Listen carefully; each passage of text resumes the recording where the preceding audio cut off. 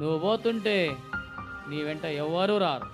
ఎప్పుడు వెళ్ళిపోతావో తెలియదు, ఎప్పుడు ఈ లోకం వదిలిపెడతావో నీకు తెలియదు. నువ్వు సంపాదించిన ఎంట ఏది రాదు.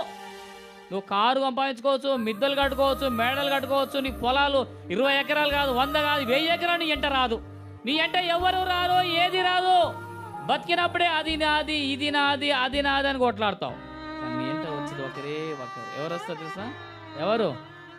ఎవరమ్మా? యేసు ప్రభు మాత్రమే వస్తాడు. ఆయన కావాలంటే నువ్వు ఆయన దగ్గరికి రా. ప్రభువా నేను పాపినయ్యా, నిజమైన దేవుడు నువ్వేనంట, గొప్ప రక్షకుడు నువ్వేనంట, ఈ భూమి ఆకాశం సృష్టించిన దేవుడు నువ్వేనట. నా జీవితాన్ని మార్చు ప్రభు, నా బ్రతుకు మార్చు ప్రభు, నా కుటుంబంలో శాంతి లేదు, సమాధానం లేదు ప్రభువా, నువ్వు నిజమైన దేవుడవట.